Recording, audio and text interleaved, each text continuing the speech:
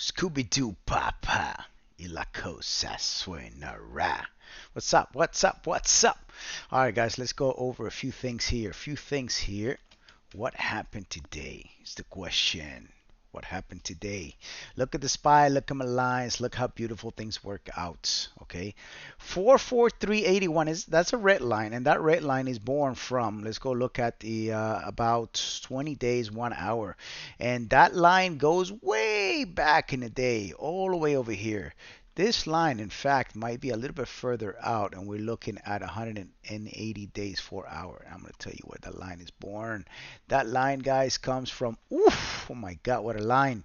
This line comes from here, guys, from here. That right there. That line is born from, in fact, this date is 7/5/2023, and that was a peak. We hit that peak and it worked as a resistance, and from there we ended up breaking above it, and we have been trading above that line for quite some time. Now that line has been revisited a few times right here, one time there, came back to it, tried to hold it, but it came down below it. So now we have it as a resistance, and the resistance came right at that line, right? So then you ended up pushing on back up and back up again, and then we are here back at this this line. This line is importante, 44374. It goes all the way back to that date I just showed you. So yeah, I would pay attention to the line. Why? That's why I don't erase shit on my charts, because when I saw the red line, I said, well, there might be a chance that something is cooking here, and so I said, let me go look at the 30 minutes to see what this thing is looking like. And then I went here and I said, oh my goodness, look at that. We have a reversal. And I said, if we get another bar right here, that's a reversal. Reversal came through this white line that we know that is a dark pool that had been selling at, and that's another dark pool. And so now we are regaining that strength. It tried to drop, you see, after hours, testing, testing, testing, testing, and it came back up. That means more than likely that is going to go up here. Now, it's testing to see if there's any sellers or anything sitting in here, but in fact there appears to be buyers, so it ended up pushing the candle back up right after hours, and we will see what the futures are going to dictate. But I assume that tomorrow we are getting initial claims, and we're also getting I believe GDP. So since that is the case, then I would recommend you be careful tomorrow, because the market is going to move. Now, I'll tell you what, let me just verify here. We have tomorrow, okay, we have tomorrow.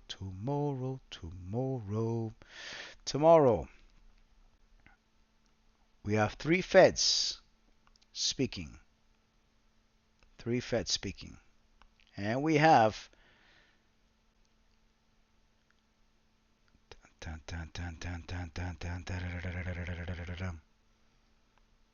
what are we getting? Initial jobless claims, non-farm productivity. Okay, and we have Fed Goldsby, Fed Williams, Fed Bostic, and Fed Bowman. I'd be careful. Okay, now let's look at the 1 hour, because of the 20-day 1 hour. On the 20-day 1 hour, you can see that we have been supported by that line multiple times before. This was a rejection area in the past, but once we crossed that line, we had a drop, and then we got back up again, right above that line. It appears that this line is going to act as a support. Why I say that? Well, because if I grab a line and I push it right through from this candle right here, if I grab a line and I push it right through here, I'm looking something like that. If I cross most of this area right here, that area, if I cross it around like that, you're meeting that area. It's not gonna be perfect because I'm on the hourly, but something I want to point out is that if you look around on the things that push this market, look at Microsoft for the past 20 days. Is Microsoft in an uptrend or is it in a downtrend? It's on an uptrend. It is on an uptrend. It's kind of doing what I was trying to show you in the other place, right? On the SPY. So this is what this is doing. See, wave up, wave down, wave up, wave down, wave up, wave down, wave up. Now, this is something to pay attention. Microsoft is one of them, right? Let's look at Tesla. Is Tesla on a wave up? You damn right it's on a wave up.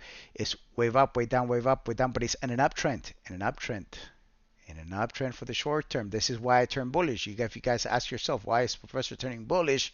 Why? He's a bear. I'm turning bullish because I'm looking at these things. Wave up, wave down, wave up, wave down, wave up, wave down, support, up again. We're likely going to go retest this area to 61 or so. If we're able to break it, if you're able to break that area, you're going to push.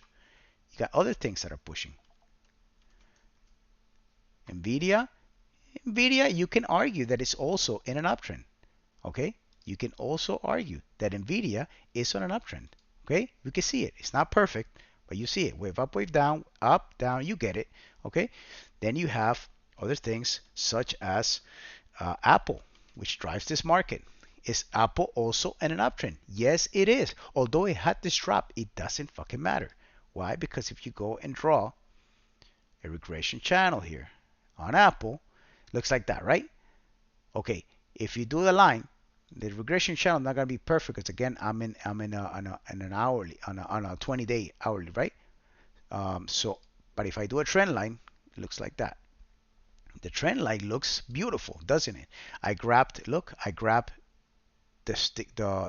tails of the candles here, and then I go up and I go here, and look, I'm bouncing right off that line. Beautiful. Where am I right now? I'm right at the line. In fact, I got a nice wick from the line. That tells me that there's a chance that this is changing direction once again. And if I zoom out, I can see that this is on an uptrend, right? Okay. That's pretty much it, guys. There's a lot of things that I'm looking at that are turning bullish. You can see it's the same pattern. I don't want to be repetitive, but it's the same pattern everywhere. You got another line here. Same pattern. It's on an uptrend. Okay? Qs are still on an uptrend. Remove that. Home Depot, which I'm trading. On Home Depot, you would have to zoom out a little because the 1 hour is not working for you. But if you look at the 180 days, for example, that's in a beautiful uptrend channel. And this is when you buy. You buy at this channel. So people are buying, likely going to start buying on this channel. If it ends up breaking below that channel, people start selling. And it goes to hit the 200, it's going to come back down. In the meantime, if I am playing anything to the downside, I'm straight up guessing. My chart is telling me this thing is going up, up, up, up. Where? It's going to go retest this area right here, where it's been rejected before. For 341, 334, I'm sorry, 334. So it's likely going to push back up. If it ends up breaking the middle of that channel, it's going to push and give you a new high, 344. So also you can see by the RSI, you can see the RSI is down here, and it's always when it's down here is when it starts curling back up. A few things that are doing the same exact thing. You got to look around. AMD is more of a sideways chop, but it's still on this channel right here, between that right there. You see it. It's like kind of like this, like that. It's just in that channel, and it's been on that channel for quite some time.